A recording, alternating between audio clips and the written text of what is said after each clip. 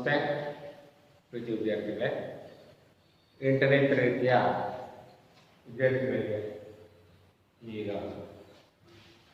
ಪಾಠವನ್ನು ಆರಂಭಿಸೋಣ. ಯಾವ ವಿಷಯ? ಗಣಿತ. ಗಣಿತದಲ್ಲಿ ಪ್ರೀತಿಯ ವಿದ್ಯಾರ್ಥಿಗಳೇ, ಈಗಾಗಲೇ ನೀವು ಅನೇಕ ಸಮಸ್ಯೆಗಳನ್ನು ಕಲಿತಿದ್ದೀರಿ.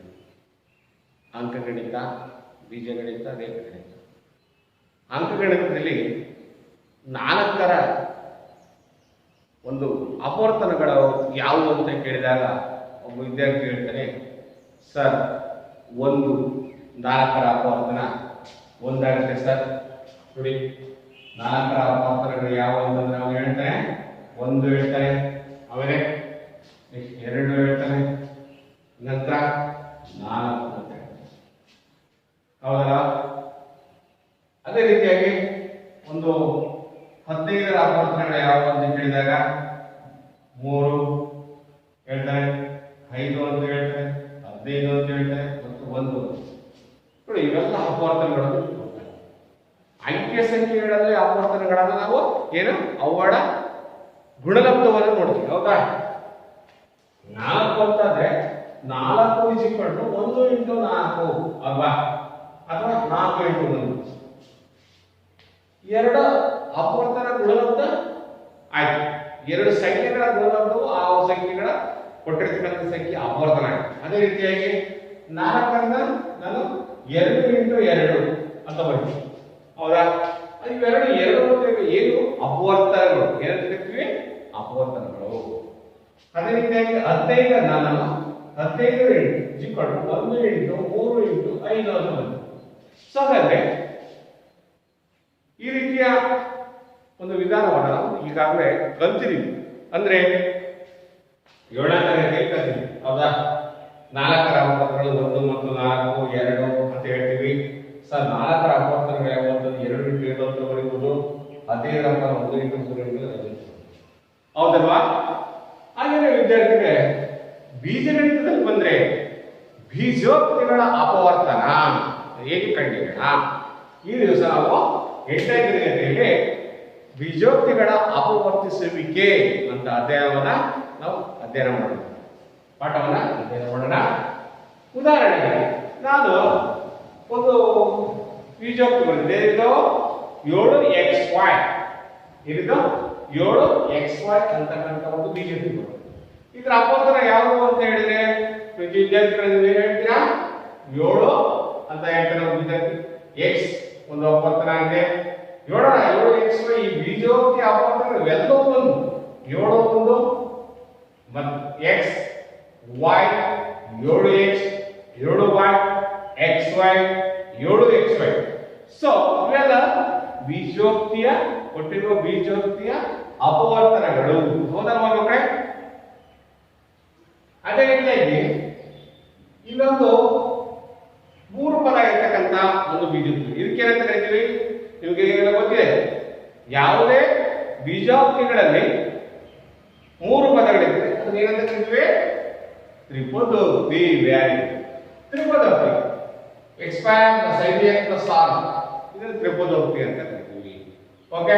ಹಾಗಾದ್ರೆ ಈ ತ್ರಿಪದೋಕ್ತಿಯ ಅಪವರ್ತನಗಳೇನು? x + 3 × x + 2. ಹೇಗೆ ಬರುತ್ತಪ್ಪ ನೋಡಿ, ಈಗ 4ರ ಅಪವರ್ತನಗಳೇನು? 1 × 4 ಅಂತ ಬರೀಬಹುದು ಸರ್, 2 × 2 ಅಂತ ಬರೀಬಹುದು ಸರ್ ಅಂತ ನೀವು ಹೇಳಿರಿ. ಅದೇ ರೀತಿಯಾಗಿ ಈ ತ್ರಿಪದೋಕ್ತಿಯನ್ನ ಅಪವರ್ತನಗಳ ಗುಣಲಬ್ಧವನ್ನಾಗಿ ಬರೆದಿದೆ. ಇದನ್ನ x² + 5x + 6 ಅನ್ನ x + 3 × x + 2 ಅಂತ ಬರೆದ್ರಿ. ಅದೇನಾಯ್ತದೋ ಈ ಬೀಜೋಕ್ತಿಯನ್ನು ಭಾಗಿಸುವಂತಹ ಅಪವರ್ತನಗಳು. ಅದಕ್ಕೆ ನಾವು ಇವನ್ನ ಈ ರೀತಿಯಾಗಿ ಮಾಡೋದು ಹೇಗೆ? x + 3 × x + 2 ಅಂದ್ರೆ ಹೇಗೆ ಬರುತ್ತೆ ಅದನ್ನು ನಾವು ಇದನ್ನ ಕಲಿಯೋಣ. ಇದರಲ್ಲಿ ಈ ಬರೆಯುವ x² + 5x + 6 = x + 3 × x + 2 ಅಪವರ್ತಿಸುವಿಕೆ ಅಂತ ಕರೀತೀವಿ. ಅಪವರ್ತನಗಳ ಗುಣಲಬ್ಧವನ್ನು ಬರೆಯತಕ್ಕಂಥ ವಿಧಾನವನ್ನು ಅಪವರ್ತಿಸುವಿಕೆ. ಸೊ ಹಾಗಾದ್ರೆ ಈ ಅಪವರ್ತಿಸುವಿಕೆ ವಿಧಾನದಲ್ಲಿ ನಾವು 8ನೇ ತರಗತಿಯಲ್ಲಿ ಅಧ್ಯಯನ ಮಾಡಬೇಕಾಗಿರತಕ್ಕಂಥ ಫಲಿತಾಂಶಗಳು ಏನಪ್ಪಾ ಅಂತಂದ್ರೆ ಸಾಮಾನ್ಯ ಅಪವರ್ತನ ತೆಗೆಯುವುದರಿಂದ ಅಪವರ್ತಿಸುವಿಕೆ. ಮೊದಲ ವಿಧಾನ ಸಾಮಾನ್ಯ ಅಪವರ್ತನ ತೆಗೆಯುವುದರಿಂದ ಅಪವರ್ತಿಸುವಿಕೆ. ಕೊಟ್ಟಿರ್ತಕ್ಕಂಥ ಬೀಜೋಕ್ತಿಯಲ್ಲಿ ಸಾಮಾನ್ಯ ಅಪವರ್ತನ ಯಾವುದು ಅಂತ ಹೊರತೆಗೆಯುವ ಮುಖಾಂತರ ಮಾಡ್ತಕ್ಕಂಥದ್ದು. ನೆಕ್ಸ್ಟ್ ಎರಡನೇದಾಗಿ ಕೊಟ್ಟಿರುವ ಬೀಜೋಕ್ತಿಯನ್ನ ಗುಂಪು ಮಾಡುವುದು. ಒಂದೇ ರೀತಿಯ ಪದಗಳನ್ನು ನಾವು ಒಂದು ಗುಂಪು ಮಾಡಿ ಅಪವರ್ತಿಸತಕ್ಕಂಥ ವಿಧಾನವಾಗಿದೆ. ನೆಕ್ಸ್ಟ್ ಮೂರನೇ ವಿಧಾನ ಎರಡು ವರ್ಗಗಳ ವ್ಯತ್ಯಾಸದ ಅಪವರ್ತಿಸುವಿಕೆ. ಎರಡು ವರ್ಗಗಳ ವ್ಯತ್ಯಾಸದ ಅಪವರ್ತಿಸುವಿಕೆ ಅಂತ ಮಾಡ್ತೀವಿ. ನೆಕ್ಸ್ಟ್ ನಂತರ ಬರ್ತಕ್ಕಂಥದ್ದು ತ್ರಿಭುಜೋಕ್ತಿಗಳ ಅಪವರ್ತನ ಹಲವಾರು ವಿಧಾನಗಳನ್ನು ನಾವು ಈಗ ಕಲಿತಾ ಹೋಗ್ತೀವಿ. ಸೂತ್ರದ ವಿಧಾನ ಮತ್ತು ಆದೇಶ ವಿಧಾನ ಮಾಡ್ತಕ್ಕಂಥದ್ದು. ಫಾರ್ ಎಕ್ಸಾಂಪಲ್ ಉದಾಹರಣೆಗೆ x² + px + q ಅಂತಂದ್ರೆ ಇಲ್ಲಿ p ಬದಲಾಗಿ ಆ ಬೀಜೋಕ್ತಿಗಳ ಮೊತ್ತ ಅಂದ್ರೆ ಇಲ್ಲಿ ಆಗ p ಜಾಗದಲ್ಲಿ ಸ್ಥಳವನ್ನ ಸಬ್ಸ್ಟಿಟ್ಯೂಟ್ ಆದೇಶ ಮಾಡೋದು. ಹಾಗೆ ಗುಣಲಬ್ಧವನ್ನ q ಜಾಗದಲ್ಲಿ ಹಾಕಿ ನಾವು ತ್ರಿಭುಜೋಕ್ತಿಯನ್ನು ಪಡೆಯತಕ್ಕಂಥದಕ್ಕೆ x² + px + q ರೂಪದಲ್ಲಿ ಅಪವರ್ತನ ಮಾಡತಕ್ಕಂಥಕ್ಕೆ ಅಪವರ್ತನಗಳು ಏನು ಬರುತ್ತೆ ಅದನ್ನ x + a × x + b ಅಂತ ಮಾಡ್ತೀವಿ. ಹೀಗೆ ವಿದ್ಯಾರ್ಥಿಗಳೇ ಒಂದೊಂದಾಗಿ ನಾವೀಗ ಪ್ರಮುಖ ಕಲಿತಾ ಬರೋಣ ಅಂದ್ರೆ ಓಕೆ. ಮೊದಲನೇದಾಗಿ ಒಂದು ಲೆಕ್ಕ ಸಾಮಾನ್ಯ ಪದ ಹೊರತೆಗೆಯುವುದರ ಮುಖಾಂತರ ಅಪವರ್ತಿಸುವಿಕೆ ಬಿಡಿಸೋಣ. ಸಾಮಾನ್ಯ ಪದ ಅಪವರ್ತಿಸುವಿಕೆ, ಸಾಮಾನ್ಯ ಪದವನ್ನು ಹೊರತೆಗೆಯುವುದು. ಉದಾಹರಣೆಗೆ ಇಲ್ಲಿ ನಾನು ಬರೆದಿರತಕ್ಕಂಥ ಪದ ಬೀಜೋಕ್ತಿ x² - 10x. ಓಕೆ, ಇದರಲ್ಲಿ ಈಗ ಏನ್ ಮಾಡೋಣ, ಇದರಲ್ಲಿ ಸಂಖ್ಯೆಗಳನ್ನು ನೋಡಿ. ಯಾವ ಸಾಮಾನ್ಯ ಪದ ಇಲ್ಲಿ 5 ಇದೆ, ಯಾವುದು ಸಾಮಾನ್ಯ ಪದ ಅಂದ್ರೆ 5. Very good. ಇಲ್ಲಿ x² ಇದೆ, ಈ x ಇದರ ಸಾಮಾನ್ಯ ಪದ ಯಾವುದು ಓಕೆ x ಆಗಿದೆ. ಹಾಗಾದ್ರೆ ಅಂಕೆ ಸಂಖ್ಯೆಗಳ ಸಾಮಾನ್ಯ ಅಪವರ್ತನ ಏನಪ್ಪ ಅಂದ್ರೆ 5 ಅಂತ ಹೊರಟಿಟ್ಕೊಳ್ತೀರಾ. ಹಾಗೇನೆ ಇಲ್ಲಿ ಬೀಜ ಪದಗಳನ್ನು ತೆಗೆದುಕೊಂಡ್ರೆ x ಅನ್ನ ಸಾಮಾನ್ಯ ಪದ ತೆಗಿತೀರಾ. ಸಾಮಾನ್ಯ ಪದ ಹೊರತೆಗೆದು ಅಂತಂದ್ರೆ ತೆಗೆದಿರ್ತಕ್ಕಂಥ ಸಾಮಾನ್ಯ ಪದದಿಂದ ಬೀಜೋಕ್ತಿಯನ್ನು ಭಾಗಿಸೋದು. ಭಾಗಿಸಿ ಬಂದಂತ ಭಾಗವನ್ನ ಬ್ರಾಕೆಟ್ ಒಳಗೆ ಸೂಚಿಸತಕ್ಕಂಥಕ್ಕೆ ಅಪವರ್ತನ. ಎಸ್. ಸೊ ಹಾಗಾದ್ರೆ 5 ಒಂದೇ 1 ಭಾಗ ಒಂದಿದೆ. ಈ x ಭಾಗವಾಯ್ತು. ಇದು ಎಷ್ಟು ಉಳಿದು x 1 x ಈ x ಡಿವೈಡ್ ಆದ್ರೆ ಏನು ಉಳಿತು? ಒಂದು x ಮಾತ್ರ ಉಳಿತು. ಮೈನಸ್ 5 ಬಂದ್ರೆ 5 2 ಸಂಖ್ಯೆಯನ್ನ ಭಾಗಿಸಿದ್ರೆ 2 ಭಾಗ x ಭಾಗವಾಯಿತು. ಅವಾಗ ಏನಿಲ್ಲ ಅಂತ ಈ ರೀತಿಯಾಗಿ ಅಪವರ್ತನ ಮಾಡತಕ್ಕಂಥದ್ದು ನಾವು ಏನು ಹೇಳ್ತೀವಿ? ಸಾಮಾನ್ಯ ಪದ ಹೊರತೆಗೆಯುವುದರಿಂದ ಅಪವರ್ತಿಸುವಿಕೆ. ಹೌದಲ್ಲ ಮಕ್ಕಳೇ? ಈ ರೀತಿಯಾಗಿ ನೀವು ಮಾಡ್ತೀರಲ್ಲ, ಸಾಕಷ್ಟು ಮಾಡಬಹುದು. ಇನ್ನೊಂದು ನೋಡೋಣ. ಅದೇ ತರ ಉದಾಹರಣೆ 3x³ - 27x². ಇದರಲ್ಲಿ ಯಾವುದು? ಇದರಲ್ಲಿ ಸಾಮಾನ್ಯ ಪದ ಯಾವುದು? ಇಲ್ಲಿ ಅಂಕೆ ಸಂಖ್ಯೆ ನೋಡಿದ್ರೆ 3 ಮತ್ತು 27 ಇದೆ. 3 ಮಧ್ಯದ ಭಾಗವತ ಹೌದಲ್ಲ? ಎಸ್ 3 ತೆಗಿತೀರಾ. ನೆಕ್ಸ್ಟ್ ಇಲ್ಲಿ x³ ಇದೆ, x² ಇದೆ. ಇದರಲ್ಲಿ ಸಾಮಾನ್ಯ ಪದ ಯಾವುದು? x³ ಮತ್ತು x² ಸಾಮಾನ್ಯ ಪದ ಸರ್ ಇಲ್ಲಿ x³ ಘಾತ 3 ಇದೆ, ಇಲ್ಲಿ ಘಾತ 2 ಇದೆ. ಇದರಲ್ಲಿ ಘಾತ 3 ಘಾತ 2 ಇದೆ. ಘಾತ 3 ದೊಡ್ಡದು. ಅದರಲ್ಲಿ x³ ರಲ್ಲಿ x² ಅನ್ನೋದು ಇದೆ ಅಲ್ಲ, 4 ರೂಪಾಯಿದಲ್ಲಿ 2 ರೂಪಾಯಿ 2 ಇದಾಗ್ತದೆ. ಹೌದು ಇದೆ. ಅದೇ ರೀತಿಯಾಗಿ ಇಲ್ಲಿ 3 ಇದಾವೆ ಅಂತ ಹೇಳಿದ್ರೆ ಅದರಲ್ಲಿ ಇನ್ನು x² ಅದನ್ನ ಭಾಗ ಮಾಡ್ಬೋದಾನೆ. x³ ಅನ್ನ x² ಇಂದ x ಅಂತ ಮಾಡ್ಬೋದಾನೆ. ಅದೇ ರೀತಿ ಇಲ್ಲಿ ಒಂದು x² ಇದೆ, ಇಲ್ಲಿ ಒಂದು x² ಇದೆ. ಹೌದಾ? ಹಾಗಾದ್ರೆ ಇಲ್ಲಿ x² ಸಾಮಾನ್ಯ ಪದ ಆಗುತ್ತೆ, ಇಲ್ಲೂ x² ಸಾಮಾನ್ಯ ಪದ ಆಗುತ್ತೆ. x² ಅನ್ನ ಸಾಮಾನ್ಯ ಪದವಾಗಿ ಗೊತ್ತಾಯ್ತಲ್ಲ ಮಕ್ಕಳೇ? ಇಲ್ಲಿ ಘಾತ 3 ಇದೆ. ಘಾತ x ಘಾತ 3 ಅಂದ್ರೆ ಇಲ್ಲಿ x ಘಾತ 2 ಅಂದ್ರೆ ಸಾಮಾನ್ಯ ಪದ ಯಾವುದು ಅಂತ ಹೇಳಿ ಮಕ್ಕಳೇ? ಇಲ್ಲಿ ಅದು 2ರಲ್ಲಿ ಬಂದು ಬರಬೇಕು. ಎರಡು ಕೊಟ್ಟಿರ್ತಕ್ಕಂಥ 2 ಬೀಜೋಕ್ತಿಗಳಿಗೆ ಬರ್ತಕ್ಕಂಥದ್ದು ಯಾವುದು? ಎಸ್. ಹಾಗಾದ್ರೆ ಯಾವುದು? x² ಇದು ಸಾಮಾನ್ಯ ಪದ ಹೊರಗೆ. ಹೀಗೆ ಗುರುತಿಸೋದನ್ನ ಅರ್ಥ ಮಾಡ್ಕೋಬೇಕು. ಎಸ್ x² ಡಿವೈಡ್ ಆಯಿತು. ಇಲ್ಲಿ ಒಂದು 3 ಒಂದೇ 3 ಅಂದ್ರೆ 1 ಭಾಗ ಅಂತ ಬರೆಯೋದು ಅವಶ್ಯಕತೆ ಇಲ್ಲ, ಎಕ್ಸ್ ಸಾಗುಣಕ್ಕೆ ಒಂದಿದೆ ಅಂತ. ಮೈನಸ್ ನೆಕ್ಸ್ಟ್ ಮೂರ ಬಂದ್ರೆ ಮೂರ ಇಷ್ಟೊತ್ತಿ ಮೂರ 25 ಒಂಬತ್ತನ್ನ ಬರೀತೀರಾ. ಈ ಎಷ್ಟು ಡಿವೈಡ್ ಏನೇನು ಸರಿ ಅಲ್ಲೇ ಭಾಗವಾಯಿತು. ಈ ರೀತಿಯಾಗಿ ವಿದ್ಯಾರ್ಥಿಗಳ ನಾವು ಸಾಮಾನ್ಯ ಪದವನ್ನು ಹೊರತೆಗೆಯುವುದರಿಂದ ಅಪೂರ್ತಿಸುವಿಕೆ ಹೀಗೆ ಮಾಡ್ತಿರಲ್ಲ ವಿದ್ಯಾರ್ಥಿಗಳೇ, ಹೀಗೆ ಮಾಡ್ತಾ ಹೋಗಿ. ನೆಕ್ಸ್ಟ್ ಬೇಕಾದಷ್ಟು ಇದೆ 3x² ಮೈನಸ್ ನೆಕ್ಸ್ಟ್ ಮಾಡೋಣ. ಇನ್ನೊಂದು 3 ಲೆಕ್ಕ ಮಾಡೋಣ. ಅದೇ ತರದ್ದು 5 ಮೈನಸ್ 10m ಮೈನಸ್ 20n ಅಂತೆ.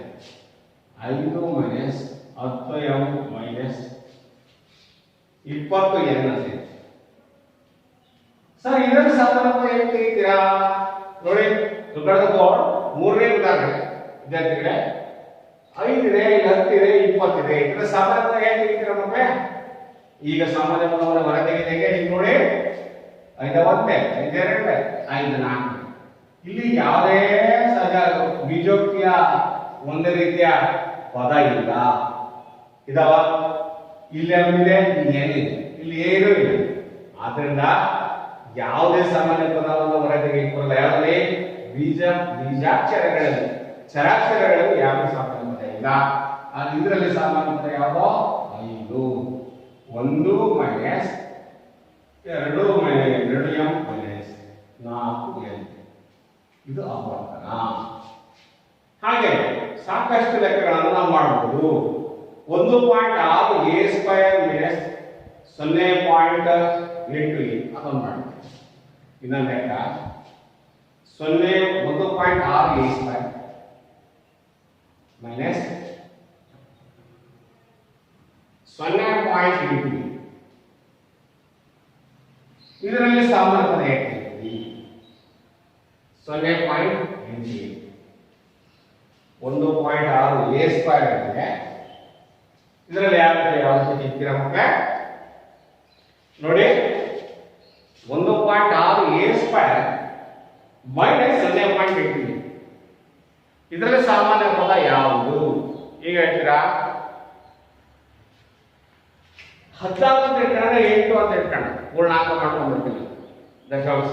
ಆವಾಗ 8 ಅಂತ ಇಟ್ಟಾಗ 8 ಸಾಮಾನ್ಯ ಪದ ಆಗುತ್ತಿದ್ದಾಗ, ಯಾಕೆಂತಂದ್ರೆ 8ರಿಂದ 8 ಭಾಗ ಹೋಗುತ್ತೆ, 16 ಭಾಗ ಹೋಗುತ್ತೆ. 0.8 ಅನ್ನು ಕಾಮನ್ ತೆಗಿಬಹುದು ಅಂತಾನೆ ಇದೆ. ಓಕೆ, a² ಇದೆ, a ಇದೆ. ಅದರಲ್ಲಿ a² ಮತ್ತು ಏನಿದೆ ಯಾವ ಸಾಮಾನ್ಯ ಪದ? a² ಅಲ್ಲಿ a ಇದೆ. a ಅಂತ a² ಅಂದ್ಕೊಂಡು a ಇದೆ. ಇಲ್ಲಿ ಬರೀ 1 ಇದೆ. ಸಾಮಾನ್ಯ ಪದ ಯಾವ್ದಾಗುತ್ತೆ? ಬರೀ a ಮಾತ್ರ ಆಗುತ್ತೆ. ಅದರ ವಿದ್ಯಾರ್ಥಿಗಳೇ ಇದರಲ್ಲಿ ಯಾವ ಸಾಮಾನ್ಯ ತೆಗಿಬೇಕು? ದಿಸ್ ಇಸ್ ಈಕ್ವಲ್ ಟು 0.8 ಅಂದ್ರೆ ಹೌದಾ? ಅರ್ಥ ಆಗ್ತಿದೆಯಾ? 0.8ರಿಂದ ಇದು ಭಾಗಿಸ್ಬೇಕು 16 ಭಾಗಿಸಿದ್ರೆ ಎಷ್ಟಾಗುತ್ತೆ? 0.2 ಆಗುತ್ತೆ. 0.2 ಆಗುತ್ತೆ. 2 ಆಗುತ್ತೆ ಭಾಗಿಸಿದ್ರೆ 2 ಆಗುತ್ತೆ ಕಟ್ಟಿ 2 ಆಗುತ್ತೆ 14. ಈಗ a² ಅಂದ್ರೆ ಕಾಮನ್ ಯಾವುದು? ಇಲ್ಲಿ a² ಗೆ ಭಾಗ a ಮೈನಸ್ ಈಗ ಏನ್ ಮಾಡ್ತೀವಿ? 0.8 ಇಂದ 0.8 ಅನ್ನು ಭಾಗಿಸಿದ್ರೆ ಇದರಿಂದ ಒಂದು ಏನ್ ಬರುತ್ತಿಲ್ಲ? ಏನ್ ಬರುತ್ತೆ? ಇದಕ್ಕೂ ಭಾಗ 1 a ಹೌದಾ? 1 ಇಟ್ಟು a ಅಂದ್ರೆ ಏನು ಬರೆಯಕ್ಕೆ ಬರಲ್ಲ, ಅವಾಗ 1 ಅಷ್ಟೇ ಬರೀಬೇಕು. ಏನ್ ಬರೀಬೇಕು ಮಕ್ಕಳೇ? 1 ಅಷ್ಟೇ. ಆನ್ಸರ್ ಏನಿಲ್ಲ? ಈಗ ನೋಡಿ ಭಾಷೆ 1.6 ಗೊತ್ತಾಗಲಿಲ್ಲ ಮಾಡಿ. Before 1.6 divided by 0.8. ಬಾಕ್ಸ್ ಈಗ ಇಷ್ಟಾಗುತ್ತೆ. ಇಂಟೋನ್ಗೆ ಇಂಟೆಂಟ್ ಉತ್ತರ ಎಷ್ಟಿರಬೇಕು? 0.2 ಇರ್ಬೇಕಾ ಅಥವಾ ಬರೀ 2 ಇರ್ಬೇಕಾ? 2 ಇಟ್ರೆ ಬರೀ 2 ಇರ್ಬೇಕಾಗಿ. ಯಾಕೆ 0.8 ಇಂಟು 2 ಅಲ್ವಾ? 2 ಇಟ್ರೆ 14 ಒಂದಷ್ಟು ಅಂದ್ರೆ 1.6 ಅವಾಗ ಉತ್ತರ ಎಷ್ಟು ಬರುತ್ತೆ ಮಕ್ಕಳೇ? ಉತ್ತರ ಎಷ್ಟು ಬರುತ್ತೆ? 1.6 ಬರುತ್ತೆ. 2 ಯಾಕೆಂದ್ರೆ ಇದು ಪೂರ್ಣ ಸಂಖ್ಯೆ. ಇಲ್ಲಿ ಪೂರ್ಣ ಸಂಖ್ಯೆ ಆಗುತ್ತೆ. ಸೊ ಹಾಗಾದ್ರೆ 0.8 ಸಾಮಾನ್ಯ ಪದವನ್ನು ತೆಗೆದ್ರೆ ಭಾಗಲಬ್ಧ ಎಷ್ಟು 2a - 1 ಇದನ್ನ ನಾವು ಅಪವರ್ತನಗಳು ಅಂತ ಕರಿತೀವಿ. ಓಕೆನಾ ಮಕ್ಕಳೇ? ಇದು ಯಾವ ವಿಧಾನ? ಇದು ಸಾಮಾನ್ಯ ಪದ ಹೊರತೆಗೆಯುವುದರಿಂದ ಅಪವರ್ತಿಸುವಿಕೆ. ಈ ರೀತಿಯ ಸಮಸ್ಯೆಗಳನ್ನು ನಾವೇನು ಕರಿತೀವಿ ಮಕ್ಕಳೇ? ಅರ್ಥ ಆಯ್ತಾ? ಇನ್ನೊಂದ್ಸರಿ 1.6a a² - 0.8a ಇದೆ ಸರ್. ಇದು ಮಗ್ಗಿ 8 ಮಗ್ಗಿಯಲ್ಲಿ ಭಾಗವತೆ ಅಂತ ಪೂರ್ಣಾಂಕ ಅಂತ ತಿಳ್ಕೊಂಡ್ರೆ ನಾವು 8 ಒಂದೇ 8 ಎರಡೇ. ಓಕೆ, ಆದ್ರಿಂದ 0.8 ಅನ್ನ ಸಾಮಾನ್ಯ ತೆಗಿತೀನಿ. a² ಮತ್ತು a ಸಾಮಾನ್ಯ ಪದ ಹೊರ ತೆಗಿತೀನಿ. 0.8 ಇಂದ ಭಾಗಿಸಿದ್ರೆ 1.6 2 ಬರುತ್ತೆ. ಇಲ್ಲಿ ಏನು a² ಒಂದು ಭಾಗವಾಗಿದೆ, ಇದು a ಭಾಗ ಅಲ್ಲ. 0.8 ಅಂದ್ರೆ 0.8 ಒಂದು ಮಧ್ಯವರ್ತಿ ಹೋಯ್ತು, a ಭಾಗ. ಓಕೆ, ಈ ರೀತಿಯಾಗಿ ಮೊದಲನೇ ವಿಧಾನವನ್ನು ನಾವು ಕಲ್ತ್ಕೊಂಡ್ವಿ ಮಕ್ಕಳೇ. ಈಗ ನೆಕ್ಸ್ಟ್ ನಾವು ಕಲಿತಕ್ಕಂಥದ್ದು ಸಾಮಾನ್ಯ ಪದ ಹೊರ ತೆಗೆಯುವುದರ ಮುಖಾಂತರ ಭಾಗಿಸುವಿಕೆ. ಆಯ್ತಲ್ಲ? ಈಗ ನಾವು ಏನ್ ಹೇಳೋಣ? ಗುಂಪು ಮಾಡಿ ಅಪವರ್ತಿಸುವಿಕೆ. ಗುಂಪು ಮಾಡಿ ಅಪವರ್ತಿಸುವಿಕೆ. ಏನ್ ಗುಂಪು ಮಾಡಿ ಅಪವರ್ತಿಸುವಿಕೆ ಅಂತಂದ್ರೆ ಒಂದು ಉದಾಹರಣೆ ತೆಗೆದುಕೊಳ್ಳೋಣ. ಗುಂಪು ಮಾಡಿ ಅಪವರ್ತಿಸುವಿಕೆಗೆ ax - bx ಉದಾಹರಣೆ ತೆಗೆದುಕೊಳ್ಳೋಣ.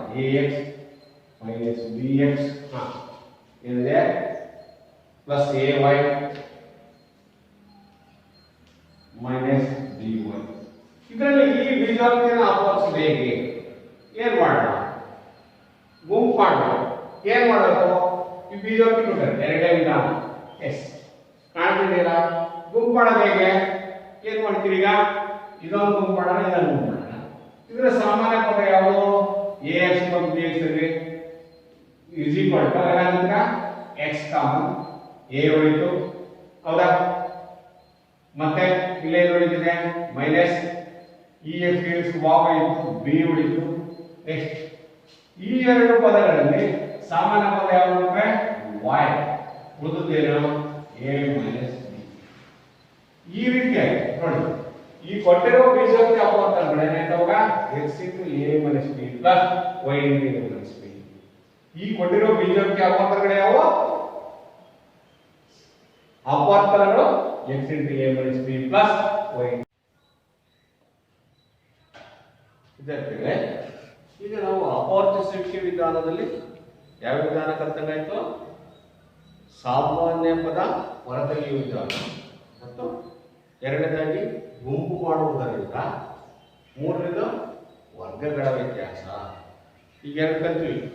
ಸಾಮಾನ್ಯ ಪದ ಹೊರತೆಗೆಯುವುದನ್ನು ಕಲ್ತ್ಕೊಂಡಿದ್ವಿ, ಗುಂಪು ಮಾಡುವ ವಿಧಾನವನ್ನ ಕಲ್ತ್ಕೊಂಡಿದ್ವಿ. ಈಗ ವರ್ಗಗಳ ವ್ಯತ್ಯಾಸದಿಂದ ಅಪವರ್ತಿಸುವಿಕೆ. ವರ್ಗಗಳ ವ್ಯತ್ಯಾಸ ನಿಮಗೆ ಗೊತ್ತಿದೆ. ಏನು ವರ್ಗಗಳ ವ್ಯತ್ಯಾಸ ಅಂದ್ರೆ ಯಾವುದೇ ಒಂದು ಬೀಜ ಪದದ ವರ್ಗ ಮಾಡಿ, ಎರಡು ಬೀಜ ಪದಗಳನ್ನು ವರ್ಗ ಮಾಡಿದಾಗ ಅವುಗಳನ್ನು ಕಳೆದು ಅಪವರ್ತನ ಮಾಡ್ತಕ್ಕಂಥದ್ದು, ಮೈನಸ್ ಮಾಡೋದು. ಅಂದ್ರೆ ಉದಾಹರಣೆಗೆ ನಾವು ನಿತ್ಯ ಸಮೀಕರಣಗಳನ್ನು ನೆನಪು ಮಾಡ್ಕೊಂಡಾಗ ಯಾವ ನಿತ್ಯ ಸಮೀಕರಣ ನೋಡಿರಿ ಇದ್ರಿದೆ, ಯಾವ ರೀತಿ ಇದು a² - b² ಏನಂತ ಬರ್ಕೋಬಹುದು? a + b * a - b. Is it? Very good.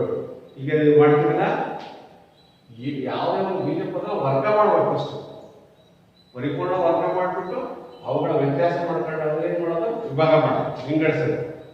ವಿಂಗಡಿಸಿ ಯಾವುದರಿಂದ ಮೊದಲನೇ ಪದದಿಂದ ಒಂದು ಪದ, ಎರಡನೇ ಪದದಿಂದ ಒಂದು ಪದ ಪ್ಲಸ್ ಮಾಡೋದು. ಮತ್ತೆ ಇನ್ನೊಂದು ಗುಂಪು ಮೊದಲನೇ ಪದದಿಂದ ಒಂದು ಪದ ಮತ್ತೆ ಎರಡನೇ ಪದದಿಂದ ಒಂದು ಪದವನ್ನ ವ್ಯತ್ಯಾಸ ಮಾಡುತ್ತೆ. ಅವಾಗ ಏನಾಗುತ್ತೆ? ನಮಗೆ ನಿತ್ಯ ಸಮೀಕರಣವನ್ನು ಬರ್ತೀವಲ್ಲ, a² - b² = a + b * a - b. ಹಾಗೆ ಕೆಲವೊಂದು ಉದಾಹರಣೆಗಳನ್ನ ಈ ವಿಧಾನದಿಂದ ನಾವು ಅರ್ಥೈಸಿಕೊಳ್ಳಕ್ಕೆ ಪ್ರಯತ್ನ ಮಾಡೋಣ. ಮಕ್ಕಳೇ, ಒಂದೇನು 36a² - 49b² ಅಪವರ್ತಿಸಿ ಅಂತ ಹೇಳ್ತಾರೆ. ಏನ್ ಮಾಡ್ತೀವಿ ಅವಾಗ? ನೀವು ವಿಧಾನಗಳನ್ನು ನೋಡ್ತೀವಿ. ಸಾಮಾನ್ಯ ಪದ ಹೊರ ತೆಗೆಯಬಹುದಾ? ಬರ್ತಾ ನೋಡಿ ಬರಲ್ಲ. ಅದರಿಂದ ನೆಕ್ಸ್ಟ್ ಏನ್ ಮಾಡ್ತೀರಿ? ಗುಂಪು ಒಳ ಬರುತ್ತಾ? ಅದಕ್ಕೂ ಬರಲ್ಲ. ಯಾಕೆ ಅಂತಂದ್ರೆ ಇಲ್ಲಿ ಎ ಸ್ಕ್ವೇರ್ ಇದೆ, ಇಲ್ಲಿ ಬಿ ಸ್ಕ್ವೇರ್, ಬೇರೆ ಬೇರೆ ಬೀಜ ಪದ ಇದೆ. ಗುಂಪು ಮಾಡೋಕ್ಕಾಗಲ್ಲ, ಬೇರೆ ಬೇರೆ ಬೀಜಾಂತರ ಪದಗಳಿದೆ. ಓಕೆ, ಅವಾಗ ಏನ್ ಮಾಡ್ಬೋದು, 36 ಅನ್ನೋದು ಒಂದು ಪರಿಪೂರ್ಣ ವರ್ಗ ಸಂಖ್ಯೆ ಅಂತ ನಾವು ಗಮನದಲ್ಲಿ ನಾವು ಮನಸ್ಸಿಗೆ ಬರಬೇಕು. ಗೊತ್ತಾಗ್ತದೆ ವರ್ಗ ಏನೋ ವರ್ಗಗಳನ್ನ ಬರಬೇಕು ಮಾಡ್ತೀವಿ. 36 ಎ ಸ್ಕ್ವೇರ್, 36 ವರ್ಗಮೂಲ 6, ಎ ಸ್ಕ್ವೇರ್ ವರ್ಗಮೂಲ ಎ ಎಸ್. ಹಾಗಾದ್ರೆ 49 ವರ್ಗಮೂಲ ಎಷ್ಟಪ್ಪ, 7. ಬಿ ಸ್ಕ್ವೇರ್ಗೆ ವರ್ಗಮೂಲ ಬಿ. ಇದನ್ನ ಏನಂತ ವರ್ಗ ಮಾಡಿದ್ರೆ ಅಂದ್ರೆ 36 ಎ ಸ್ಕ್ವೇರ್ ಅನ್ನ 6 A square minus 6 A whole square ಮಾಡೋದು, ಗುಂಪದ ವರ್ಗ ಮಾಡೋದು, ಮೈನಸ್ 7 ಬಿ ಹೋಲ್ ಸ್ಕ್ವೇರ್ ಅಂತ ಬರ್ತಾರೆ. ಹೌದಲ್ಲ? ಹೀಗೆ ಬರೆದಾಗ ನಮ್ಮ ನಿತ್ಯ ಸಮೀಕರಣ ಏನಾಗುತ್ತೆ, ಪರಿಪೂರ್ಣ ವರ್ಗಗಳ ವ್ಯತ್ಯಾಸ A square minus B square equal A plus B into A minus B ಅಂತ ಹೇಳಿ ನಾವು ಈಗಾಗಲೇ ಕಲ್ತಿದ್ದೀವಿ. ಅದನ್ನು ನಾವು ಇಲ್ಲಿ ಅಪ್ಲೈ ಮಾಡ್ತೀವಿ, ಅನ್ವಯಿಸಿಕೊಂಡಾಗ 6a ಪ್ಲಸ್ ಬಿ ಬ್ರಾಕೆಟ್ ಮತ್ತೊಂದು ಎ ಮೈನಸ್ ಬಿ ಅಂದ್ರೆ ಎ ಬಂದು 6a ಮೈನಸ್ ಗೆ ಮೈನಸ್ ಸೂತ್ರ ಬಿ ಗೆ ಅಂದ್ರೆ ಬಿ ಬೆಲೆ ಎಷ್ಟು 49 7b. ಈ ರೀತಿಯಾಗಿ ನಾವು ಏನ್ ಮಾಡಬಹುದು, 36 A square minus 49 B square ನ ಅಪವರ್ತನಗಳು 6a plus 7b into 6a minus 7b ಆಗುತ್ತದೆ. ಹೌದಲ್ಲ ವಿದ್ಯಾರ್ಥಿಗಳೇ, ಗಮನಿಸ್ತಾ ಇದೀರಾ? ಓಕೆ, ಅದೇ ರೀತಿಯಾಗಿ ಇನ್ನೊಂದು ಉದಾಹರಣೆ ಭಿನ್ನರಾಶಿ ರೂಪ ಕೊಡಿದಾಗ ಹೇಗೆ ಅನ್ನೋದನ್ನ ನೋಡೋಣ. x square divided by y square minus 9 divided by 16 ಅಂತ ಇದೆ.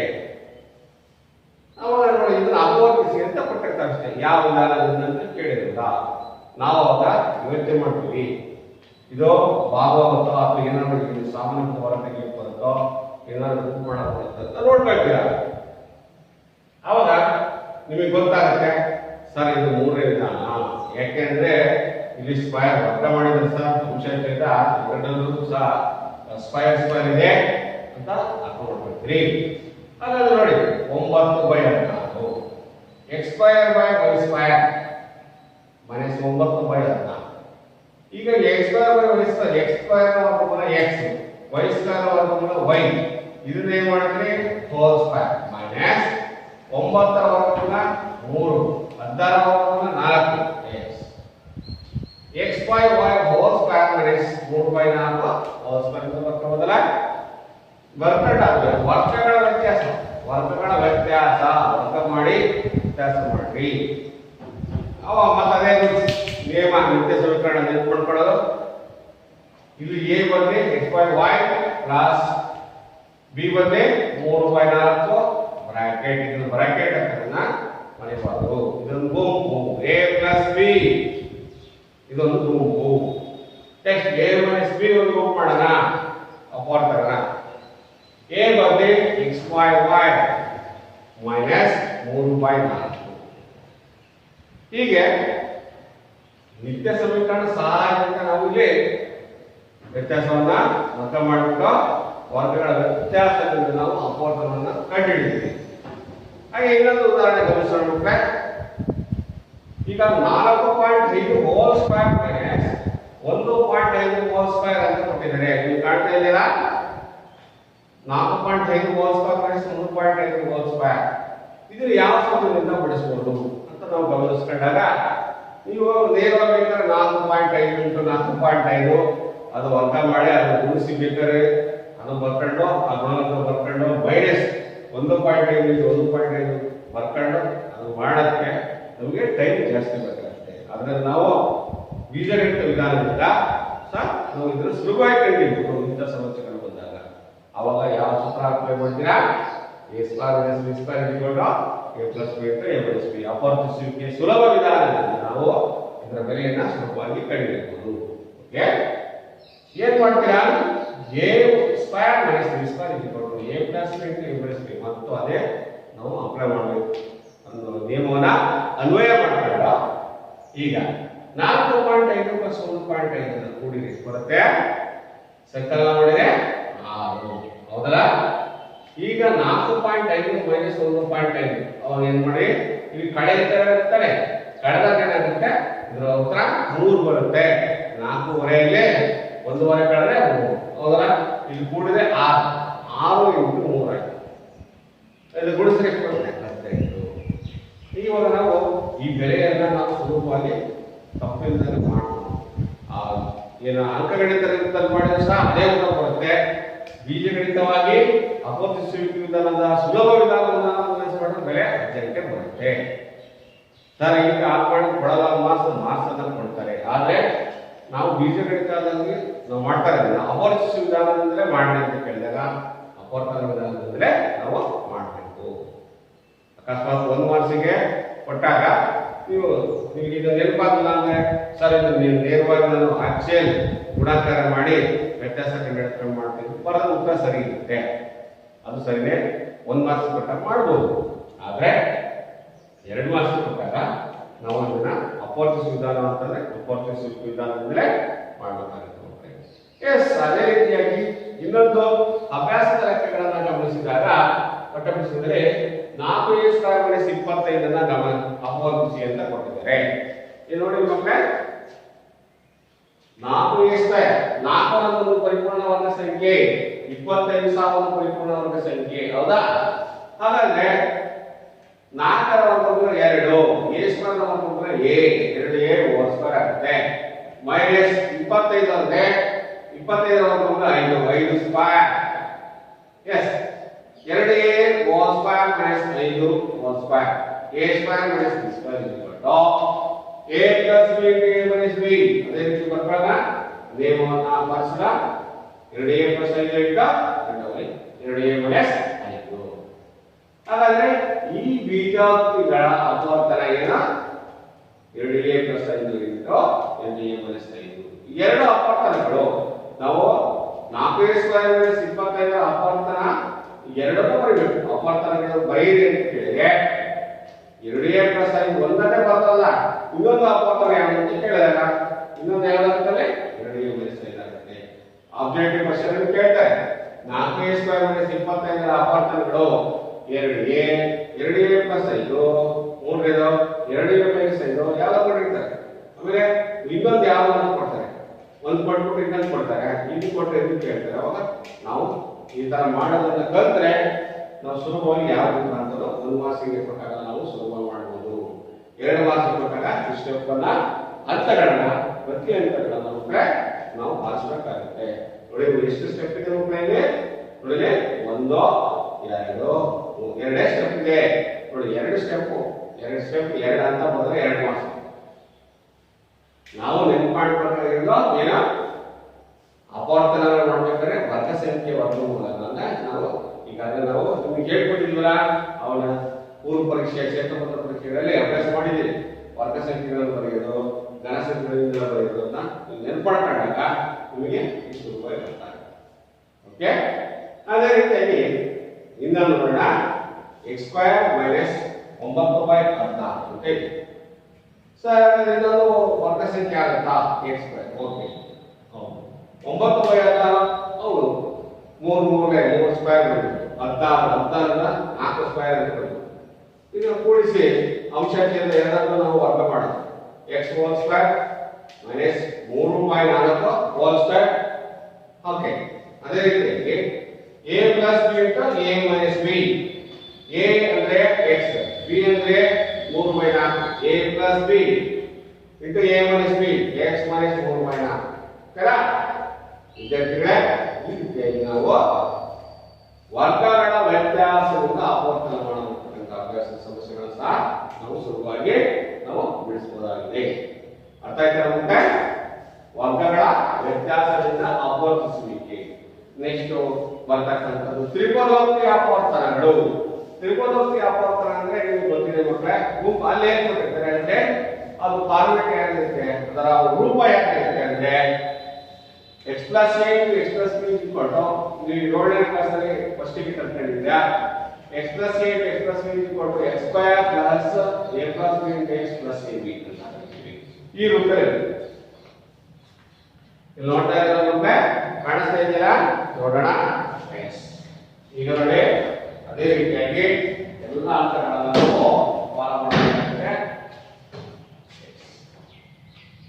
ಪ್ರತಿ ವಿದ್ಯಾರ್ಥಿಗಳೇ ತ್ರಿಕೋನಾತ್ಮಕ ಅಪವರ್ತನ ನೀವು 7ನೇ ಕ್ಲಾಸ್ನಲ್ಲಿ ಶುರು 7ನೇ ತರಗತಿಯಲ್ಲಿ ಈಗಾಗಲೇ ಕಲ್ತಿದ್ದೀರಾ. ಏನ್ ಮಾಡ್ತಿದ್ರೆ ಅಲ್ಲಿ ಏನ್ ಮಾಡ್ತಿದ್ರಿ? ತ್ರಿಕೋನ ಕೊಟ್ಟಿದ್ರೆ ಸರ್ ಮಧ್ಯಪದ ನೋಡ್ಕೊಳ್ತೀವಿ, ಮಧ್ಯಪದದಲ್ಲಿ ಯಾವ ಪದ ಇದೆಯೋ ಅದನ್ನ ವಿಂಗಡಿಸ್ಕೊಳ್ತಿದ್ವಿ. ವಿಭಜನೆ ಹೇಗೆ ವಿಭಜನೆ? ಉಳಿದ್ರೆ ಕಳೆದ್ರೆ ಮಧ್ಯಪದ ಬರಬೇಕು, ಗುಣಿಸಿದ್ರೆ ಅಂತ್ಯಪದಗಳ ಗುಣಲಬ್ಧಕ್ಕೆ ಸಮನಾಗಿರ್ಬೇಕು. ಹೌದಲ್ವಾ? ಆ ರೀತಿಯಾಗಿ ಮಾಡಬೇಕು. ಹೇಗೆ? ಉದಾಹರಣೆಗೆ ಒಂದು ಸಮಸ್ಯೆ ನೋಡೋಣ. 6x² + 11x + 3 ಕಾಣಿಸ್ತಿದ್ದೀರಾ? ಈಗ 6x + 11x + 3 ಇದರಲ್ಲಿ ಮಧ್ಯಪದ ಯಾವ್ದಪ್ಪ? ಇದರಲ್ಲಿ 11x ಅಂತ ಹೇಳ್ತಾರೆ ಒಬ್ಬ ವಿದ್ಯಾರ್ಥಿ ಅಂತ ತಿಳ್ಕೊಳ್ಳಿ. 11x ಅಲ್ಲ ನೋಡಿ, 11x ಏನ್ ಮಾಡ್ತೀವಿ ನಾವು? ಸ್ಪ್ಲಿಟ್ ಮಾಡ್ತೀವಿ, ವಿಭಜನೆ ಮಾಡ್ತೀವಿ. ಕಾಣಿಸ್ತಿದ್ದಿಲ್ಲ? 9 2 ಯಾಕೆ +9x +2x ಅಂತಾನೆ ಬರ್ಕೊಂಡಿದ್ದೀವಿ? ಯಾಕೆಂದ್ರೆ ಮಧ್ಯಪದ ಪ್ಲಸ್ ಇದೆ. ಏನಿದೆ ಮಕ್ಕಳೇ? +11x ಇದೆ. ಆದ್ರೆ ನಮಗೆ ಅದು ಕೂಡಿದಾಗ +11x ಬರಬೇಕು. 9 + 2 9x + 2x = 12. ಗುಣಿಸಿದ್ರೆ 9 × 2 18 x × x x² 18x² ಬರುತ್ತೆ. ನೋಡಿ ಇದು ಮಾಡಿ ಗೊತ್ತಾಗುತ್ತೆ. 6 × 18 x².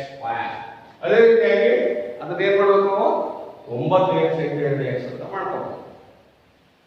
ಅವಾಗ ಏನಾಗುತ್ತೆ?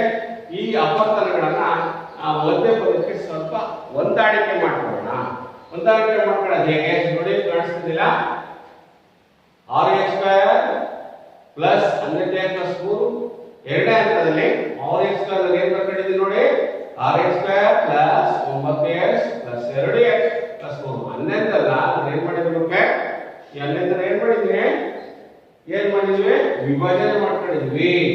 ಅದನ್ನ ನಾವು ಮುಖ್ಯವಾಗಿ ಗಮನಿಸ್ಕೋಬೇಕು ಮಕ್ಕಳೇ. ವಿಭಜನೆ ಮಾಡ್ಕೊಂಡಾಗ ಆ ಅಪವರ್ತನಗಳನ್ನ ಸರಿಯಾಗಿ ನೋಡ್ಕೋಬೇಕು. ಮತ್ತೆ ಚಿಹ್ನೆಗಳನ್ನ ಕೇರ್ಫುಲ್ ನೋಡ್ಕೋಬೇಕು. ಚಿಹ್ನೆ +11x ಬರಬೇಕು ಅಂದ್ರೆ ನನಗೆ plus into plus plus into minus minus minus into plus minus minus into minus plus ಆಗುತ್ತೆ ಅನ್ನೋದು ಚಿಹ್ನೆಗಳ ಗುಣಾಕಾರವನ್ನ ನಮ್ಮ ಗಮನದಲ್ಲಿ ಎಚ್ಚರಿಕೆಯಿಂದ ಫಾಲೋ ಮಾಡಬೇಕಾಗುತ್ತೆ. ಓಕೆ, ಈಗ ನಾನು ನಿಮಗೆ ಗೊತ್ತಿದೆ. ನೆಕ್ಸ್ಟ್ ನಾವು ಈಗಾಗಲೇ ಕಲಿಸಿದ್ರೆ ಇಲ್ಲೇನ್ ಮಾಡ್ಬೋದು? ನೆಕ್ಸ್ಟ್ ಗುಂಪು ಮಾಡಿ ಅಪವರ್ತಿಸುವಿಕೆ. ಸರ್ ಇವೆರಡರ ಒಂದು ಗುಂಪು ಮಾಡ್ತೀವಿ ಸರ್. 6x² + 9x ಅನ್ನು ಒಂದು ಗುಂಪು ಮಾಡ್ತೀವಿ ಸರ್. 2x + 3 ಅಂತ ಒಂದು ಗುಂಪು ಮಾಡ್ತೀವಿ ಸರ್. ಓಕೆನಾ? ನಿಮಗೆ ಗೊತ್ತಿದೆ. ಈಗ ಕಲಿತ ವಿಧಾನ ಏನು? ಗುಂಪು ಮಾಡಿ ಅಪವರ್ತಿಸುವಿಕೆ. ಸರ್ 6x + 9x ಏನೇನು ನೀವು ಮಕ್ಕಳೇ? 6 ಮತ್ತು 9 ಒಂದೇ ರೀತಿ ಇರಬಹುದಲ್ಲ ಅಂತ ಅಪವರ್ತನ ಯಾವುದು? 3 ಇಂದ ಕನಿಷ್ಠ ಸಂಖ್ಯೆ ಸಾಮಾನ್ಯ ಪದ 3. 6 ಮತ್ತು 9ಕ್ಕೆ ಸಾಮಾನ್ಯ ಪದ 3 ಆಗುತ್ತೆ. x² ಮತ್ತು x ನಲ್ಲಿ ಸಾಮಾನ್ಯ ಅಪವರ್ತನ ಯಾವ್ದಪ್ಪ? ಯಾರು ಹೇಳ್ತೀರಿ? x. Very good. ಯಾಕೆ? x² ನಲ್ಲಿ x ಇದೆ ಮತ್ತು x ನಲ್ಲಿ x ಇದೆ. ಅದು ಎರಡೂ ಪದವನ್ನ ಭಾಗಿಸಬೇಕು. ಅದನ್ನೇ ಸಾಮಾನ್ಯ ಪದ ಅಂತ ಕರಿತೀವಿ. ಸೊ ಹಾಗಾದ್ರೆ 3x ಅನ್ನ ಸಾಮಾನ್ಯ ಪದ ಹೊರ ತಂದಾಗ ಭಾಗಿಸೋದು 3 1 3 2 ಈ x ಗೋ x² ಭಾಗಿಸಿದ್ರೆ 1x ಉಳಿತು. ನೆಕ್ಸ್ಟ್ ಪ್ಲಸ್ಗೆ ಪ್ಲಸ್ 3 ಇದೆ 9 ಇದೆ 3 9 ಭಾಗಲಬ್ಧ 3 x ಗೆ x ಭಾಗವಾಯಿತು. ಅವಾಗ ಏನು ಮುಂದಿರುತ್ತೆ ಅದೇ ಬರೆಯಬೇಕಾಗಿಲ್ಲ. ಪ್ಲಸ್ ಸರ್ ಇದರಲ್ಲಿ ಯಾವ ಕಾಮ ತೆಗಿಬಹುದು? 2x + 3 ಇದರಲ್ಲಿ ಸಾಮಾನ್ಯ ಪದ ಯಾವುದು ಮಕ್ಕಳೇ? ಇದಕ್ಕೂ ಸಾಮಾನ್ಯ ಪದ ಇದೆ. 2x + 3ಕ್ಕೆ ಸಾಮಾನ್ಯ ಪದ ಯಾವ? ಸಾಮಾನ್ಯ ಒಂದು ಮಿತಿಯಿಂದ ಭಾಗವಾಗುತ್ತೆ.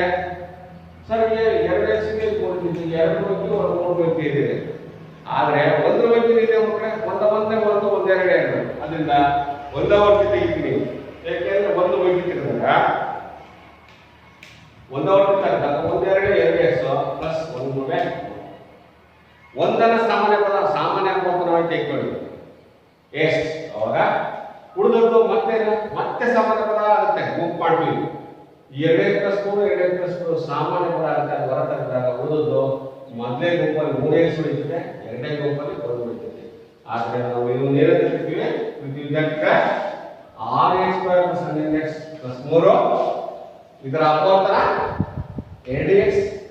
1 ಇಂಟು 4x + 1 ಹೀಗೆ ನಾವು ತ್ರಿಕೋನಮಿತಿಗಳನ್ನು ಸಹ ಅಪವರ್ತನ ಮಾಡೋದನ್ನ ನಾವು ಇಲ್ಲಿನ ಕಲ್ತ್ಕೊಂಡ್ವಿ.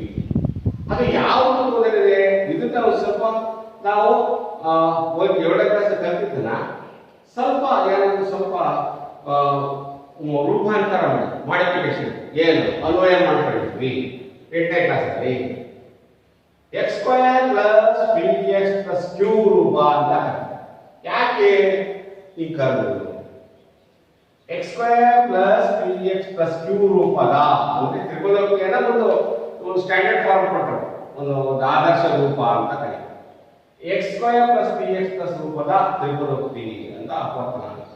ಇಲ್ಲಿ ಅವರು p ಅಂದ್ರೆ ಮೊತ್ತ ಅಂತ ಕರೀತಾರೆ, a ಮತ್ತು b ಏನು ಮಧ್ಯಪದಗಳ ಖಂಡಿತವಲ್ಲ. ಈ 9 2 ಅಂತ ಮಾಡ್ಕೊಂಡ್ರಲ್ಲ, a ಗೆ 9 b ಗೆ 9x b ಗೆ 2x ಅಂತ ಕೊಡ್ತಾರೆ. ಅವಾಗ a to b ಅಂದ್ರೆ ಎರಡನ್ನ ಕೂಡಿದ್ರೆ ಮಧ್ಯಪದ ಬರ್ತದೆ, p ಅಂತ ಕರೀತೀವಿ.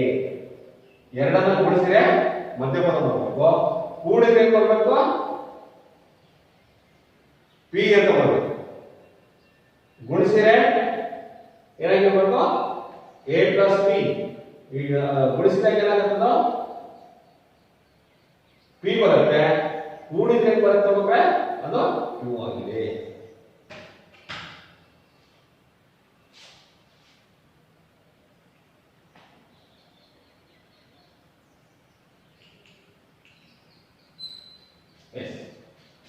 ಅರ್ಥ ಆಯ್ತು ಮಕ್ಕಳೇ? a + b = p, a to b = q. ನೋಡಿ ಬರ್ತಾರೆ x² + 3x + q. p ಅಂದ್ರೆ ಮೊತ್ತ ಮಾಡ್ಕೋಬೇಕು, q ಅಂದ್ರೆ ಗುಣಾಂಕ, ಅದರ ಆಧಾರದಲ್ಲಿ ಬರ್ತದೆ. ಅದಕ್ಕೆ ಸ್ವಲ್ಪ ರೂಪಾಂತರ ಮಾಡ್ಕೊಳ್ಳಿ. ಈಗ ಅದಕ್ಕೆ ಒಂದು ಉದಾಹರಣೆ ಮಾಡೋಣ. x² + 3x + q ಇದನ್ನು ಬಿಡಿಸಿದ್ರೆ ಏನು ಬರುತ್ತೆ? ನೀವು ಕೊಟ್ಟಿದ್ದಲ್ಲ a + b = p ಅಂತ ಕೊಟ್ಟರೆ, therefore ಅದನ್ನ ಬರ್ಕೊಂಡಾಗ ನಮಗೆ x² + 3x + q ನ ಅಪವರ್ತನಗಳು x + a × x + b ಆಗುತ್ತೆ. ಸೊ ಹಾಗಾದ್ರೆ x² - 9x + 20 ನಾನು ಅಪವರ್ತನ ಮಾಡ್ತೀನಿ. ಅವಾಗ ಅಪವರ್ತನ ಮಾಡಿದಾಗ ಮಧ್ಯಪದ -9 ಬರಬೇಕು ಅಂದ್ರೆ ಏನಾಗುತ್ತೆ? -9x ಬರಬೇಕು ಅಂದ್ರೆ ಇದನ್ನ ಅಪವರ್ತನ ಮಾಡ್ಕೊಂಡಾಗ ವಿಭಜನೆ ಮಾಡ್ಕೊಂಡ್ರೆ ಏನಾಗುತ್ತೆ? ಹೇಳ್ತೀರಾ -5x -4x ಆಗುತ್ತೆ ತಾನೆ. ಅಂದ್ರೆ -5x -4x a b, a + b -5x + 4x ಕೂಡಿದ್ರೆ -9x ಆಗುತ್ತೆ. ಹೌದಲ್ವಾ? ಬಂತ ಉತ್ತರ. ಅದೇ ಗುಣಿಸಿದ್ರೆ 20x ಬರಬೇಕು. 20x ಹೇಗೆ ಬರುತ್ತೆ ನೋಡಿ, -5x × -4x ಗುಣಿಸಿ ಮೈನಸ್ ಇಂಟು ಮೈನಸ್ ಪ್ಲಸ್ ಆಗುತ್ತೆ. 5 4 20 x into x x square ಬರುತ್ತೆ. ಆದ್ದರಿಂದ ನಾನು ಮಾಡ್ತೀನಿ ಏನು ಮಾಡ್ತೀನಿ, x² + bx + q is equal to x + a into x + b. therefore ಇದೇನು ಮಾಡ್ತೀವಿ, x² - 5x + -4x + 20 ಇದನ್ನ ಈ ರೀತಿಯಾಗಿ ವಿಂಗಡಿಸ್ತಾರೆ. ಏನು ಮಾಡಿದ್ರೆ ವಿಂಗಡಿಸ್ಕೊಂಡಿದ್ದೀನಿ. ಇದು ವಿಂಗಡಿಸಿದಾಗ ನೋಡಿ ಮಕ್ಕಳೇ, ಇಲ್ಲಿ ಇವೆರಡರಲ್ಲಿ ಸಾಮಾನ್ಯ ಪದ ಮೂವ್ ಮಾಡೋ ಪ್ರಾಸೆಸ್ ಅಂತಂದ್ರೆ x ಕಾಮನ್ ತೆಗಿತೀರಿ x - 5 ಬರುತ್ತೆ. ಇದರಲ್ಲಿ -4 ಅನ್ನ ಕಾಮನ್ ತೆಗಿತೀರಿ x - 5 ಬರುತ್ತೆ. ಯಾಕೆ 4 ಒಂದೇ 4 x ಉಳಿತು, ಮೈನಸ್ ಇಂಟು ಮೈನಸ್ ನೋಡಿ ಓಕೆ, ಇದು ಬಿಡಿಸ್ಕೋಬೇಕು. ಬಿಡಿಸ್ಕೊಂಡಾಗ -5 ಬರುತ್ತೆ. ಈಗ ಇವೆರಡರಲ್ಲಿ ಸಾಮಾನ್ಯ ಪದ ತೆಗಿತೀರಿ x - 5 x - 5 ಅಪವರ್ತನ ಸಾಮಾನ್ಯ ತೆಗೆದ್ರೆ ಇಲ್ಲಿ ಉಳಿಯೋದು x + 4. ಹೀಗೆ ನಾವು ತ್ರಿಕೋನಮಿತಿಗಳನ್ನು ಸಹ ನಾವು ಈ ರೀತಿಯಾಗಿ ವಿಶೇಷ ರೀತಿಯಾಗಿ x² + px + q ರೂಪದ ತ್ರಿಕೋನಮಿತಿ ಅಪವರ್ತನ ಮಾಡಬೇಕಾದ್ರೆ ನಾವು a + b = b ಅಂತ ಇಟ್ಕೊಳ್ಳಿ, a into b = q ಅಂತ ಇಟ್ಕೊಂಡ್ರೆ ಸಹ ನಾವು ಅಪವರ್ತನಗಳನ್ನ ನಾವು ಮಾಡ್ತಾ ಹೋಗ್ಬೋದು. ಇದೇ ರೀತಿಯಾಗಿ ಈಗ ಅನೇಕ ಸಮಸ್ಯೆಗಳನ್ನು ನಾವು ಬಿಡಿಸ್ತಾ ಹೋಗ್ಬೋದು. ಉದಾಹರಣೆಗೆ ಬರುತ್ತೆ, ಇಲ್ಲಂದ್ರೆ ಅಭ್ಯಾಸದಲ್ಲಿ 4.2 ತೆಗೆದುಕೊಂಡಾಗ pq = 18 p plus q is equal to 12 ಅಂತ ಇದೆ. ಅದನ್ನು ಮಾಡೋಣ ಈಗ. ಎಸ್,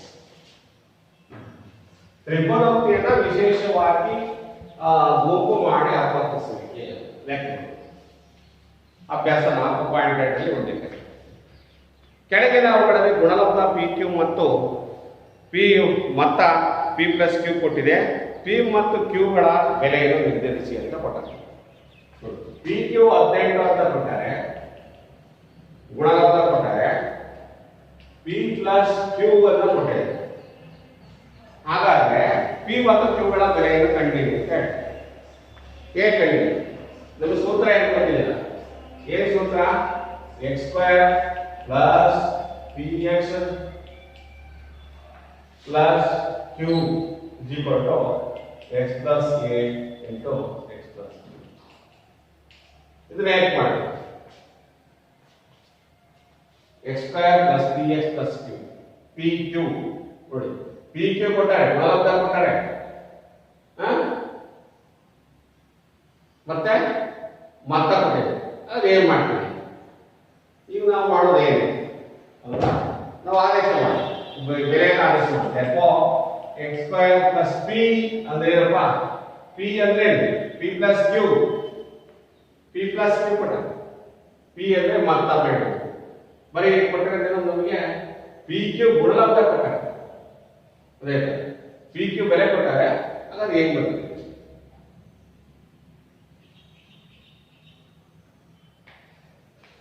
therefore 11x ಪ್ಲಸ್ 18 ಅಂತ ಹೌದಾ? 18 ಆಗ್ತದೆ ತಾನೆ?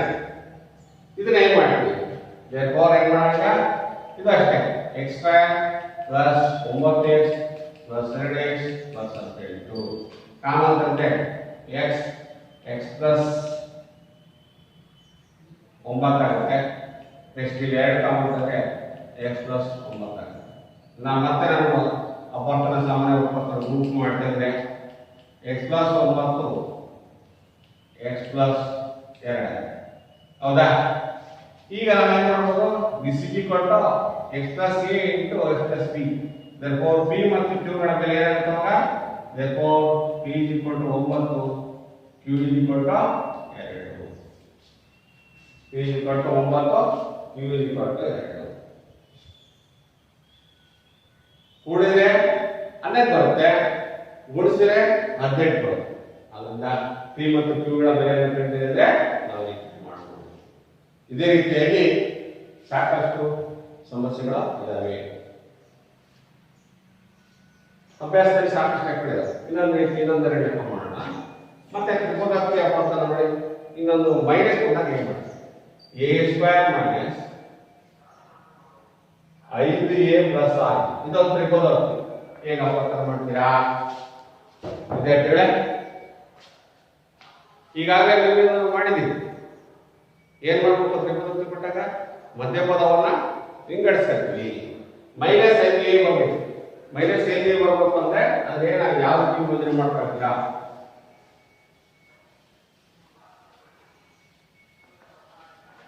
ತ್ರಿಕೋನೋಕ್ತಿ ಅಪವರ್ತನ ವಿಶೇಷ ತ್ರಿಕೋನೋಕ್ತಿ ಗುಣಿಸಿದ್ರೆ 6a ಸ್ಕ್ವೇರ್ ಬರುತ್ತೆ, ಮಧ್ಯಪದ ಮೈನಸ್ 5a. ಈಗ 5a ನಾವು ಯಾವ ರೀತಿ? ನಾವು ಮೈನಸ್ 5a ಬರಬೇಕು, ಕೂಡಿದ್ರೆ ಕಳೆದ ಮಧ್ಯಪದ ಹೇಗೆ ಮಾಡೋದು?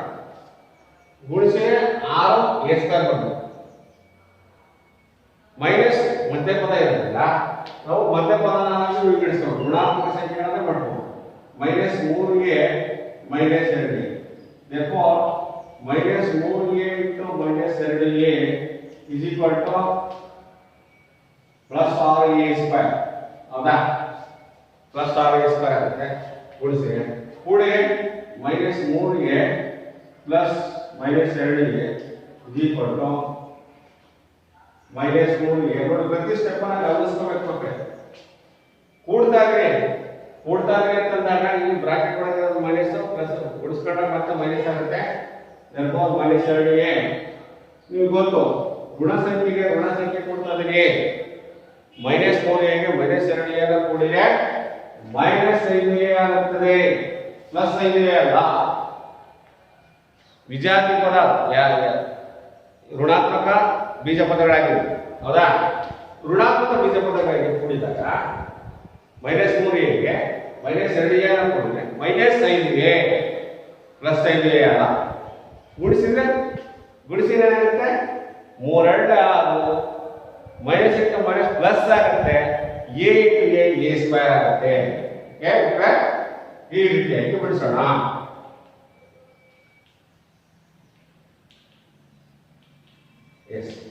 therefore a ಕಾಮನ್ ತಂದ್ರೆ a -3 ನೆಕ್ಸ್ಟ್ -2 ಕಾಮನ್ ತಂದ್ರೆ ಮೈನಸ್ ಇಂಟು ಪ್ಲಸ್ ಮೈನಸ್ ಆಗುತ್ತೆ ಮೂಲ a -3 a -3 therefore a -3 common ತಂದ್ರೆ ಉಳಿಯೋದೇನು a -2. ಸರಿಯಾಗಿ ಅರ್ಥ ಮಾಡ್ಕೊಳ್ಳಿ. ಓಕೆ, ಈ ರೀತಿಯಾಗಿ ಪ್ರತಿ ವಿದ್ಯಾರ್ಥಿಗಳೇ ನಾವು ಅಪವರ್ತನ ಅಂದ್ರೇನು, ಅಪವರ್ತಿಸುವಿಕೆ ಅಂದ್ರೇನು, ಈ ಪಾಠದಲ್ಲಿ ಸಾಕಷ್ಟು ವಿಷಯಗಳನ್ನು ನಾವು ಅಧ್ಯಯನ ಮಾಡ್ತಾ ಬರ್ತೀವಿ.